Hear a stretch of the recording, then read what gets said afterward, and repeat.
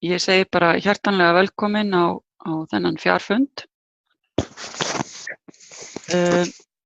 Hann til þess að fara yfir þingið okkar sem núna 27. til 28. október og ég ætla að gera þetta með þeim hætti að ég fer bara yfir þingvefinn, frekar heldur en að ég sé ykkur í myndið eða með ykkur að glærur. En eins og ég vonaði sjáu öll að þá ég hér uppi með heimasíðu ASÍ og það fyrsta sem kemur upp 42. þing og þar hægt að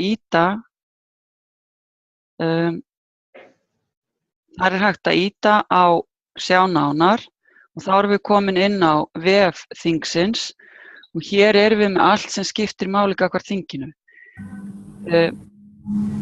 Við erum með rafrænt þing sem þýðir að við spörum 600 kíló af pappír og það verður engum pappír dreift á þinginu, skýrsla forseta, hún prentuð og send til skrifstofuna en skýrsla forseta að öðru leyti bara inn á vefnum og í rafrænni útgáfu. Það sama á við aðrar útgáfur.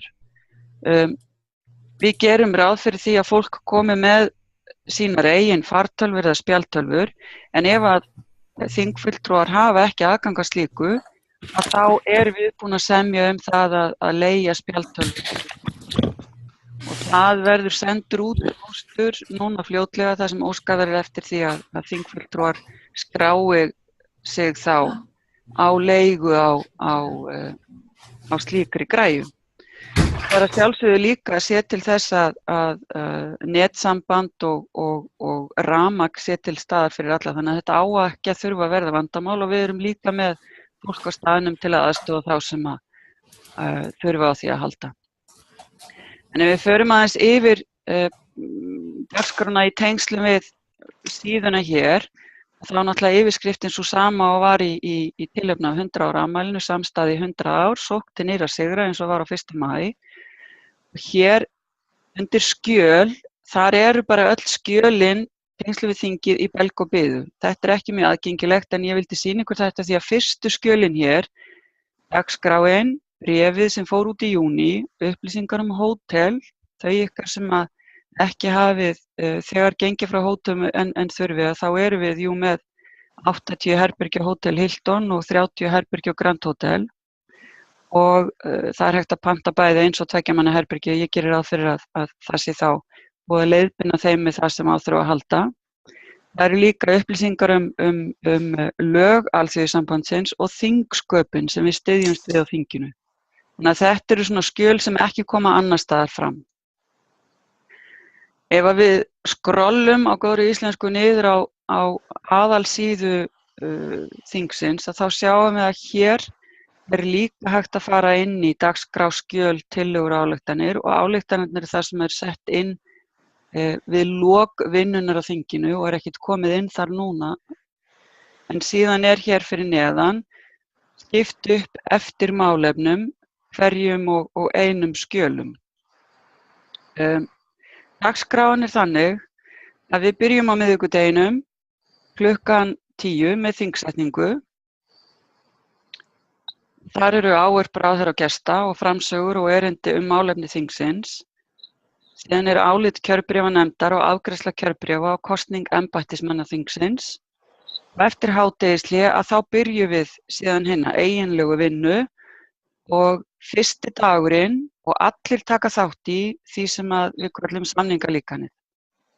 Fyrsti dagurinn fer alveg í það að það eru allir í samningalíkaninu, fyrsta umræða og hópastarfi byrjar og það taka allir þátt í hópum í tengslum við þá umræðu. Og síðan klukkan 4 þá farið í lagabreytingur. Ég á eftir að fara í skjölin sem fylgja þessu. Lagabreytingarnar eru kynntar þarna klukkan 4 og síðan því líka vísað í nefnd. Þannig að það eru þessar 2 nefndir sem vinna fyrir daginn og svo á degi 2 þá byrja hinir málefnahóparnir þar sem við skiptum okkur upp. Eitt af því sem ólíkt á þessu þingi að mér skilst og þeim sem hafa verið áður, að því að vel að merkja, þetta fyrsta þingi mitt, þannig ég hlakka mjög mikið til. Það það að við veljum okkur einn hóp til þess að vinna í, það fara allir í samningalíkanið og síðan veljum við á milli vinnumarkaðs og jafnréttis velferðar og mennta- og atvinnumála. Við þurfum að skrá okkur í þessa hópa og það þarf líka þó að allir sé að vinna í samningalíkaninu, þá þurfa ákveðnir aðilar að skrá sig þar því að þeir eru þá hluti af þeirri nefnd og taka þátt í að búa til ályktunina sem kemur úr þeim hópi. Síðan vill nú oft gleymast þessi hér nefnd lagabreytingar því að hún er mikilvæg og það þarf þá að skrá sig í hana ef við höfum áhuga á því og síðan skráum við okkur þá í eina af hinum þremur ef við höfum áhuga á þeim. Þannig að allir taka þátt í umræðinu kjarasamningslíkanið og skrá sig þar að auki í eina af hinum 4 hópunum og það er mikilvægt að við séum aktív, að við séum þáttakendur í þessu alveg frá upphafi. Klukkan 2 á fimmtudeginum 27. og brjótum við upp þingið með pallborðsumræðum í sal með formönnum þeirra stjórnmálaflokka sem að frá og með deginum í gær voru með 5% fylgi. Það var samþykkt á miðstjórn síðustu viku að miða við að þeir sem tæki þátt í pallborðsumræðunum væru stjórnmálaflokkar sem byðu fram á landsvísu og næðu lágmarkinu samkvæmt skoðanakönnun sem er svona samantekt á mörgum skoðanakönnunum sett í eina. Þannig að þeir sem mældust með 5% fylgi samkvæmt því sem gefið var út í gær eru boðnir til þessa pallborðs. Það eru 7 stjórnmálaflokkar sem eru á þar og ætlunin er að ræða samhengið á milli efnahagslegs og félagslegs stöðugleika. Þannig að þetta er líka eitthvað sem er óvenjulegt og þetta er rúmum sólarhringi fyrir kosningar. Það er einhver sem er ennþá með kveikt á hljóðinu, þannig að ég bið ykkur að hafa varan á. Endilega slökkva hljóðinu. En síðan er heldur nefndastarfið áfram frá 4 til 6 á fimmtudeginum. Og svo náttúrulega það sem allir bíða spenntir eftir að þá er að sjálfsögðu kvöldskemmtun á Grand Hotel á fimmtudagskvöldinu. Ég átta mig ekki alveg á því hver er ennþá með kveikt á hljóði. Sigmundur, það er kveikt á hljóðinu hjá þér. Ef þú ert til að reyna að slökkva, það er neðst vinstra megin. Það er eiginlega það eina sem ég sé. Já, þannig að það er fimmtudagurinn og það þarf að skrá sig á kvöldskemmtunina og það þarf líka, þessum sé í kvöldmatinn, og það þarf líka að skrá sig í hádegisverðin og þetta er allt upplýsingar sem koma með þessu bréfi sem að mun fara út til ykkar núna bara á næstu dögum. Og síðan er það föstudagurinn, 3. og síðasti dagur þingsins og þá höldum við nefndarstarfinu áfram og þá eru það þessar ritnefndir sem eru kosnar strax á fyrsta degi, ritnefndir sem taka saman öll gögnin frá borðunum, allir í umræðunni og eiga að skapa þá ályktun frá hverjum og einum hópi sem eru þá samkomulag í hópnum og er sátt að fara með sem ályktun inn á þingið sjálft sem að verður þá farið yfir í lok dagsins. Klukkan 10 á föstudeginum að þá hefjum við líka umræðu atkvæðagreiðslu þessar ályktanir og það er að sjálfsögðu líka kosið til ný forysta fyrir næstu 2 ár, bæði forsetar og miðstjórn. Þannig að þetta er dagskráin í grófum dráttum og við gerum ráð fyrir að slíta dagskráni ekki seinna en klukkan 5 á föstudeginum. En þá skulum við kíkja aðeins á það sem er á bak við hvert og eitt viðfangsefni, eins og hérna nýtt samningalíkan. Þetta er langviðamesta efnið sem er sett fram með í dagskrána og eins og þið sjáu að þá er þetta ógrynni af pappír eða af efni. Þetta eru fleiri hundruð blaðsíður Og það sem ágætt að átta sig á að sumt af þessu, það sem merkt umræðuskjal, þó eitthvað sem við höldum að sé svona, sko, það sem skipti heilmiklu máli að lesa og svona grundvallarskjal sem gott að rýna í. Og þetta eins og þetta skjal hér, sem heitir Nýtt samningalíkan og merkt júní 2016 og var sent út núna í sumar. Það nú þarf ég að losna við þetta hér, svona. Það skjal númer 2 hérna, Nýtt samningalíkan. Þetta svona úrdráttur út úr því sem að hefur verið komið fram í júní. Fyrsta skjalið skýrsla Steinars Holden sem þessi norski sérfræðingur sem fenginn var til þess að koma og skoða íslenskar aðstæður og koma með rýning og aðstæðurnar sem hér á Íslandi og möguleikana sem til þess að taka upp nýtt samningalíkan. Þannig að það efsta skjalið hér með á íslensku. Síðan þetta umræðuskjal sem þar fyrir neðan. Síðan þriðja skjali hér minnisblað umgjörð kjarasamning og efnahagslegan stöðugleika á Íslandi. Glærur Steinars Holdens frá fundi aðila vinnumarkaðarins. Þetta var fundur sem var haldinn sameiginlega með opinbera markaðnum og almenna markaðnum. Nú ég enn og aftur að biðja þann sem með kveikt á ljónum að slökkva á honum. Getur þú slökkt á öllum hinum? Ég skal reyna að finna hvar ég get slökkt á honum. Býta aðeins. Mjúta mig, það gengur ekki. Ég bygg ekki eftir. Við erum að reyna að finna út úr þessu. Það einhver Kristján sem með kveikt á hjá sér. Já. Og einhver Galaxy S5 Nero. Já, við erum að reyna að finna hvar við getum mjútað ykkur öll í einu. Nei, ég legg til á teipu okkur. Það gæti orðið svona teipu eins og Donald Trump, sko.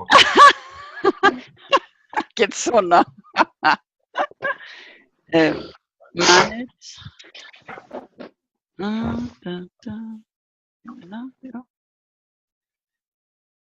Ég sé engan hér. Svona. Hér erum við. Nú ég búin að slökkva okkur öllum. Og þá fyrir ég sér skrín aftur. Svona. Heyrið ekki örugglega í mér samt? Jú, flott. Jú, flott. Heyrið, en þessar glærurnar hér sem sé á ensku frá Steinari Holden, en skýrslan á íslensku og það íslenskt efni sem sent líka með.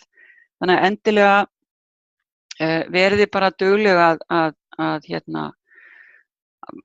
rýna í allt það efni sem hér undir nýja kjarasamningslíkaninu. En eins og ég segi, þetta fleiri hundruð síður, þannig ef þið viljið vera vandlatað á hvað þið farið, þá eru umræðuskjölin kannski svona kjarnyrtari, en endilega gefið ykkur tíma til þess að rýna bara í sem flest af þessu. Það sem síðan líka hér samantekt af málþingi hagdeilda sem var haldið hérna í maí og þá komu hagfræðingar frá Svíþjóð, Noregi, Finnland og Danmörku og funduðu með okkar fólki hér og við vorum með málþing og hér eru bæði samantekt og glærur frá hverju og einu landi, þannig að það líka mjög gagnlegt. Og svo eru svona skýrslur sem hafa verið gefnar út, bæði skýrsla sem var gefin út í kjölfarið á ferð sem var farin í 2013 ef ég man rétt, Norðurlöndin til þess að skoða möguleikana á því að taka upp nýtt samningalíkan á Íslandi. Þannig að þetta eru þau skjöl sem undir nýja kjarasamningslíkanum og við erum öll eða allir þingfulltrúar koma til með að fara í gegnum það. Síðan skulum við fara í næsta viðfangsefni og það velferð og þið séu að hér þó nokkuð minna af efni en hér eru samt sem áður mjög gagnlegar skýrslur og það annars vegar húsnæðismál og hins vegar heilbrigðismál og svo öldrunarmál. Þannig að þið farið og skoðið það vonandi og hér eru minnisblöð greiðsluþátttöku og svona það efni sem hefur verið gefið út í tengslum við umræðu þessa 3 málaflokka sem tilheyra velferðarmálum. Nú atvinnulíf og menntun, þar eru líka minna umfang þannig að það þægilegra að rýna í það sem þar þannig að endilega farið bara í það og síðan vinnumarkaður og jafnrétti og þar eitt skjal undir sem að fjallar það. Þannig að þetta eru þessir hópar sem eru hér, en síðan eru tillögurnar og mig langar að benda ykkur sérstaklega því að við erum með lagabreytingatillögu sem að tilheyrir og miðstjórn búið að vísa til þingsins að taka afstöðu til og það tillaga breytingu á sköttum frá aðildarfélögunum til Alþýðusambandsins og þar annars vegar skjal sem með track changes og í rauninni skattatillagan eins og hún lítur út.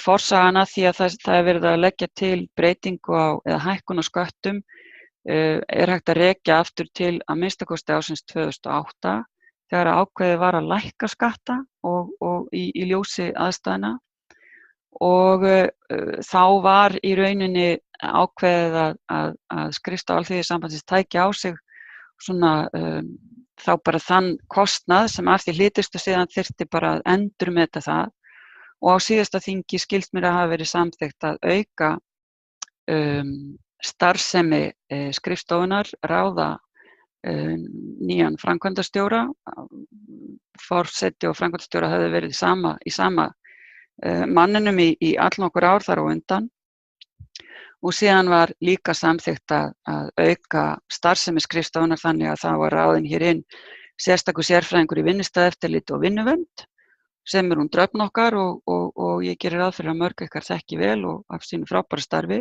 og síðan líka hún Kristín Ýr sem að ráðin var hér í þrefalt verkefni, annars vegar í fyrsta lega halda utan þessi ung, í öðru lega að vera Eyrúnu hér með félagsmálaskólann innan handar og síðan líka í þriðja lagi að vera starfsmaður upplýsingadeildar. Þannig að þessar tvær frábæru konur hafa bæst í starfshópinn við það frábæra starfsfólk sem hér þegar fyrir hendi. Þannig að það fylgir því náttúrulega kostnaður að auka starfsemi skrifstofunar. Þannig að þetta tillaga sem að miðstjórn samþykkt að vísa til þingsins til skoðunar. Það að segja að árlegur skattur hækki úr 7,4% í 8,3% af samanlögðum iðgjaldatekjum félagssjóðsfélaga og deilda innan hvers sambands og við verðum að muna að tekjurnar til Alþýðusambandsins miðast við tekjur frá því á síðasta ári þannig að við erum alltaf ári á eftir félagunum í því. Þannig að það sem sé árlegur skattur hækki úr 7,4 í 8,3 sem sé 0,9% og það sama að þrátt fyrir það ákvæði sem tekur tillit til 3. málsgreinar að þá skal ekkert samband eða félag með beina aðild greiða lægri skatt en nemur 6,6% sem líka 0,9% hækkun og síðan talað bráðabirgðaákvæði þannig að þetta gerist ekki í einu stökki heldur gerist þetta í 2 skrefum þannig að á árinu 2017 að þá hækki það helming og síðan sé skrefið tekið til fulls árið 2018 og það sama á við lágmarksskattinn. Þannig að bráðabirgðaákvæðin hljóða þannig að þrátt fyrir ákvæði 2. málsgreinar 41. grein 8,3% árlegan skatt skal skattur vegna ársins 2017 sem lagður var á haustið 2017 vegna tekna aðildarfélaganna 2016 með 7,95%. Lagatextar alltaf svo sexy og einfaldir í lestri. Og það sama á við lágmarksskattinn að í staðinn fyrir að hann hækki strax upp í 6,6% þá sé það 6,15% sem hann hækki á 2017.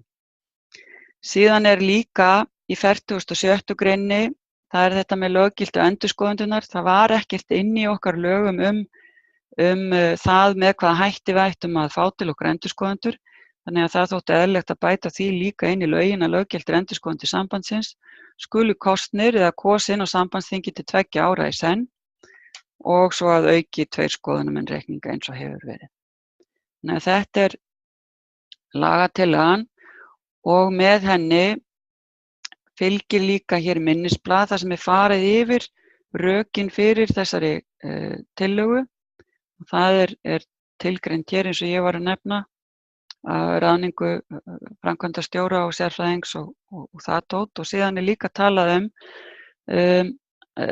klukkið og eitt rétt og ekkert svindl, þá samhæfingu og stuðning þar og síðan fjárfestum við í miðlægu rafrænu kosningakerfi eins og þið þekkið vegna atkvæðagreiðslna, til dæmis kjarasamninga og eins og ég hef gert áður þá hvet ég ykkur til þess að nýta ykkur þetta. Þetta er rafrænt kosningakerfi sem að við létum hanna fyrir okkur öll, þannig að við getum öll nýtt okkur þetta og það er Magnús Norðdahl sem hefur haldið utan þetta og við ætlum að senda ykkur núna fljótlega sérstaka kynningu á því líka. Þannig að þetta eru svona rökin á bakvið þessar tillögur. Nú síðan eru hér líka 3 aðrar tillögur sem hafa komið inn og hafa fengið umsögn miðstjórnar. Það er tillaga frá Verkalýðsfélaginu á Akranesi sem er eins og ég les það bara beint, að hafna því alfarið að vera aðili að nýju vinnumarkaðsmódeli sem nú er unnið að, ef það leiðir til þess að frjáls samningsréttur stéttarfélaga verði skertur eða takmarkaður á nokkurn hátt. Og í ljósi þeirra umræða tilstandi að breyta lögum stéttarfélög og vinnudeilur vegna nýs vinnumarkaðsmódels vill 42. þing ASÍ taka það sérstaklega fram að allar slíkar breytingar verða að liggja fyrir áður en kosið verður nýtt vinnumarkaðsmódel. Og umsögn, alltaf vesen þegar þetta hér dettur upp. Umsögn miðstjórnar fylgir hér á eftir.